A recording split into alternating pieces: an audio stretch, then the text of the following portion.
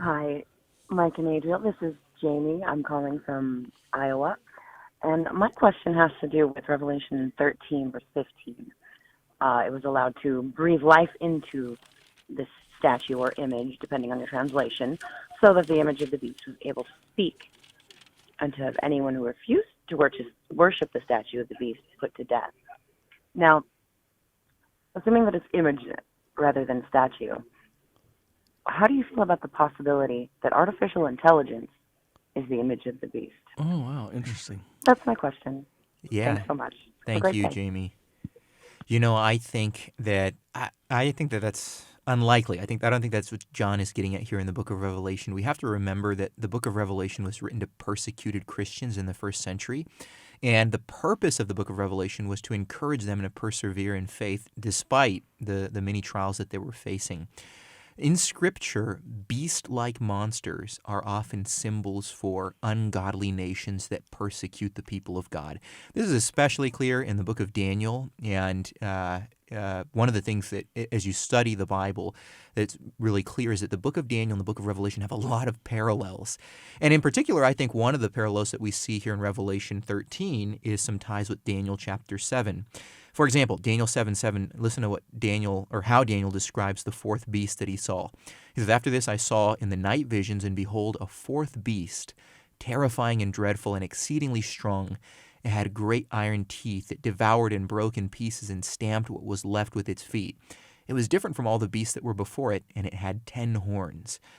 Now, the beast John sees in Revelation 13 is like this beast, but it has the characteristics of all the previous beasts that Daniel saw in Daniel 7. So this is like, for lack of a better way of putting it, the super beast. Mega beast. Yeah, waging war against the church.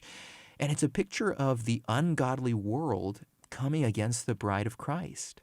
Here's the thing, Jamie, for 2,000 years now, the church has been enduring persecution and fighting against the spirit of the Antichrist. This is one of the things that John made really clear in his first epistle, that there were already antichrists throughout the world.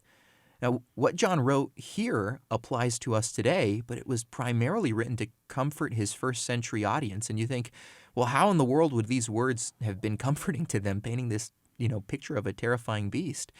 Well, note again what the text says in verse 15. "And it was allowed to give breath to the image of the beast, so that the image of the beast might even speak and might cause those who would not worship the image of the beast to be slain." Boy, that ties in really well with the answer that Mike gave for the previous question. You see, one of the things that John emphasizes here is that this terrible beast is under the control of God. God allows it to do what it does. It's as if John is saying, brothers and sisters, God is in control. Yeah, you're suffering, but know that the Lord sees you and is with you and is going to give you perseverance. And so I think really, there are applications for us because, as I said, to this day, there are antichrists throughout the world. And the Church of Jesus Christ is continuing to be persecuted by the ungodly nations, by the wicked of this world. And we're still called to persevere, but really probably what's being referred to there is the pagan nations in that time that were demanding worship of the people of God. You think about the Nero, for example, and others. Diocletian persecution. Yeah, it fits perfectly with what was going on in the first century. You either worship the image of Caesar and pinch incense to Caesar, and you participate in the public sacrifices, animal sacrifices, and dedications to Caesar, and regard Caesar as a god, or you aren't a patriotic Roman, and you will go to jail, or in many cases, with especially Diocletian's persecution, you were killed. Yeah. So this is, if I were reading this in the first century, I'd say, this is exactly what's going on. Happening.